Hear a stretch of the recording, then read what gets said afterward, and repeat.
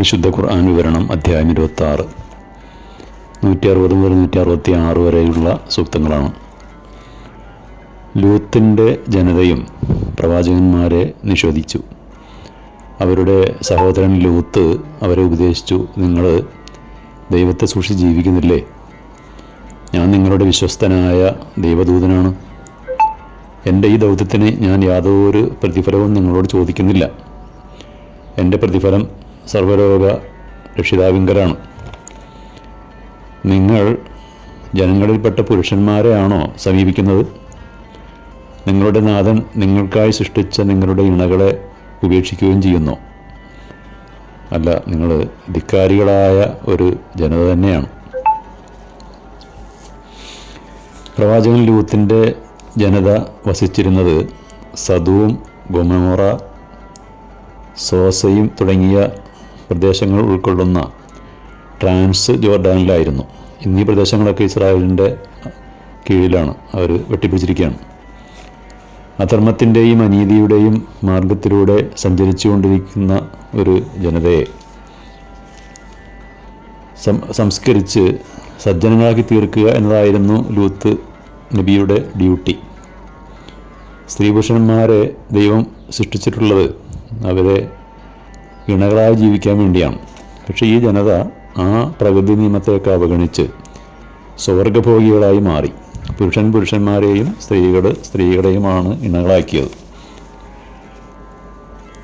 ഏതൊരു സമൂഹത്തിൻ്റെയും ഉന്നമനവും പുരോഗതിയും ഉൾക്കൊള്ളുന്നത് സ്ത്രീപുരുഷന്മാർ വിവാഹിതരായി ഉത്തമമായ കുടുംബജീവിതം നയിക്കുന്നതിലൂടെയാണ്. സദാചാരനിഷ്ഠയിൽ അധിഷ്ഠിതമായ കുടുംബജീവിതം നയിക്കുന്നതിലൂടെ ഉത്തമനായ സന്താനങ്ങളെയും തലമുറകളെയും രൂപപ്പെടുത്തുവാൻ കഴിയുന്നു.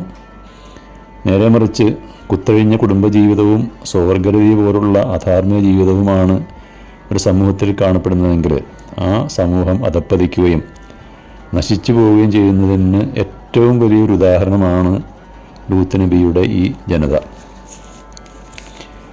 സ്വവർഗരതിയിൽ അഭിരമിക്കുന്ന സമൂഹങ്ങളിൽ എയ്ഡ്സ് പോലുള്ള മാരക രോഗങ്ങൾ പടർന്നു പിടിക്കുന്നത് ലോകം കണ്ടതാണ്.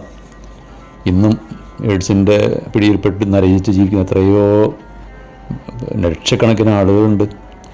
ദൗർഭാഗ്യമെന്ന് പറയട്ടെ, അതിൽ നിന്നൊട്ടും ഒന്നും പാഠം പഠിക്കാതെ ഇത്തരം ദുഷിച്ച സംസ്കാരങ്ങളിലേക്ക് സമൂഹത്തെ വലിച്ചിഴക്കുന്ന പ്രവണത ഇക്കാലത്ത് ശക്തിപ്പെട്ടു വരികയാണ്.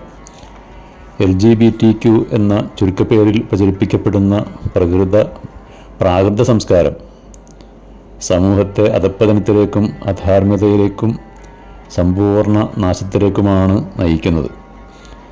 ഇത്തരം ചിന്താഗതികൾക്കെതിരെ 4000 വർഷങ്ങൾക്ക് മുമ്പ് തന്നെ പ്രവാചകൻ ലൂത്ത് ശബ്ദമുയർത്തിയിരുന്നു, തൻ്റെ ജനതയെ ഉപദേശിച്ചിരുന്നു.